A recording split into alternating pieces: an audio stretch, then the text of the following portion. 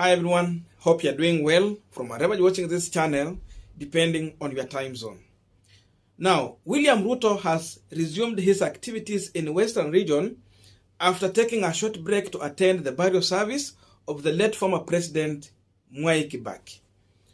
Of course, he's having economic bloc meetings, an indoor meeting, and after that, he's getting to public rallies.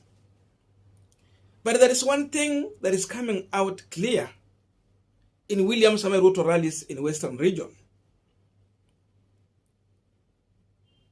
According to the ground reaction and response to William Ruto, it is emerging that Ruto is selling a tired agenda to the Luhya community. And no one might buy into what William Ruto is trying to sell in Western region. Ruto is talking about BBI. And some people sitting somewhere in offices in Nairobi to decide on behalf of Kenyans. BBI came, it died. I don't think if Raila is campaigning on BBI agenda, Raila is no longer selling BBI. Raila is focusing on selling his candidature. But Ruto is convincing Luhyas to vote for him because his opponent is selling BBI. Listen to him shortly, and we are going to continue with this conversation. Inayoelewa lugha ya mwananchi wa mdogo wa mashinani. Ama namna gani jameni? Sisi tumesema hivi, na mimi nataka niwaulize.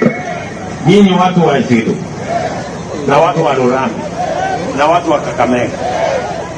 Ati hawa jamaa wanatuambia ati wanataka tubadilishe kwanza katiba, tuongeze mamlaka ya rais, tuongeze vyeo ya viongozi, ati tuanzishe rege tena.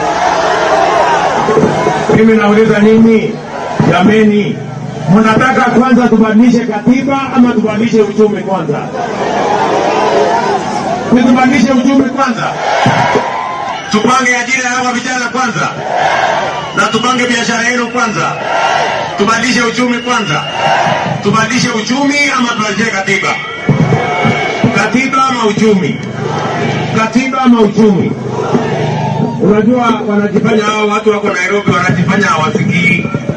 Mimi nataka muwaambie tena kutoka hapa Isiru, kutoka hapa Lurami. Mnasema tubadilishe katiba ama uchumi?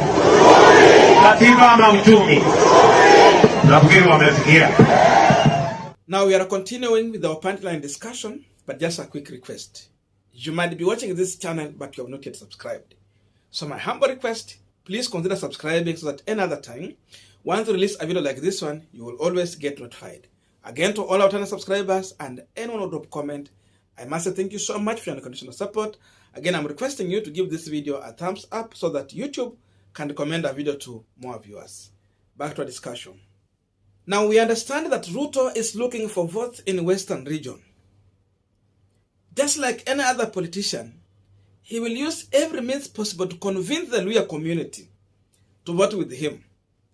But there are two things that Ruto need to do if really he need to get some votes in Western. If he need to convince some Luhyas to vote with him, these two things.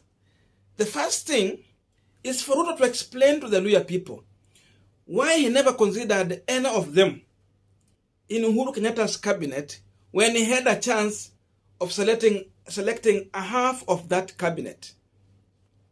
If he explained that, then he convinced Luhyas, I think it will be good for them to vote with him. But as long as he don't do this, then he has to rethink on how he's approaching the Western region. Number two, for Ruto to get some votes in Western region, he needs to appoint someone from Western region as his running mate, so that he can entice the voters. You entice them with this position, and in return they can vote for that ticket. In that way, he can convince some Luhyas to vote with him. But as long as he don't do these two things, then I'm convinced there's no way Luhyas are going to vote with William Ruto. Whatever agenda is bringing to campaign in Western, the BBI issue, There's no lawyer who is going to buy into that. Because after all, Raila gave up on BBI. He's not selling BBI. Raila is selling his agenda to the people. So if we come and tell lawyers that, are you going to vote for the BBI group or we are going to vote for William Ruto? And there is no BBI in Raila Amolo Odinga's agenda. Raila, when he comes to Western, he's not selling BBI. So this BBI issue is a tired agenda. No one is going to buy into that. Unless you explain to the lawyers what he's going to do for them if he becomes the president. And the best way to do this is to tell them that I'm here seeking for your vote, but again, I'm sorry I never appointed one of you in my cabinet, but because of 1, 2, 3. If there was no any lawyer who was fitting to be in that cabinet. I'm not mentioning Uhuru because Uhuru is not on ballot. Of course, we know he's the president who had the final say. But again, Ruto has a chance to tell lawyers that, you see, I selected 2 lawyers. I suggested to President Uhuru Kenyatta, but he refused to put in his cabinet. For that, lawyers can forgive him. But because he's not explaining this, then it is clear Ruto has never had the interest of lawyers anywhere to do with power.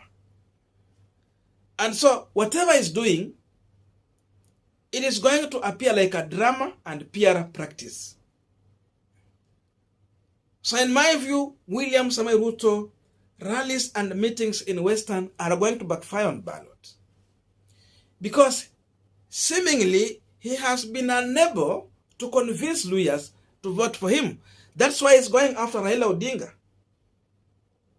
If Raila has no any influence in the Western region, then Ruto will not be mentioning the name of Raila Odinga in his campaign in Western.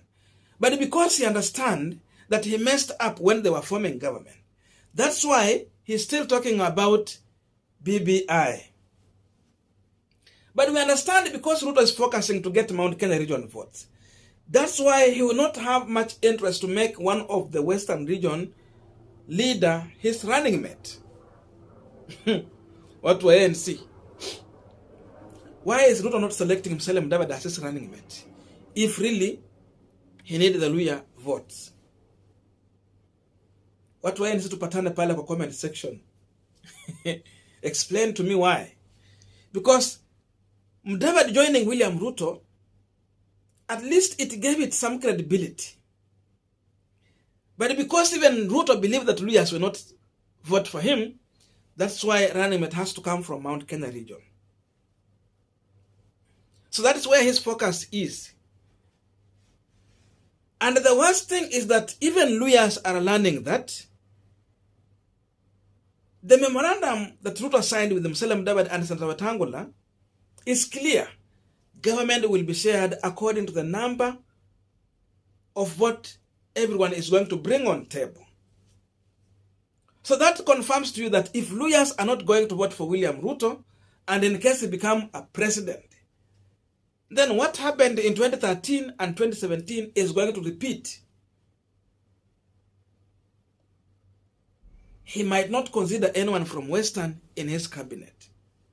Or if he's going to consider, then it is going to depend on numbers. Maybe 2 or 1 slot.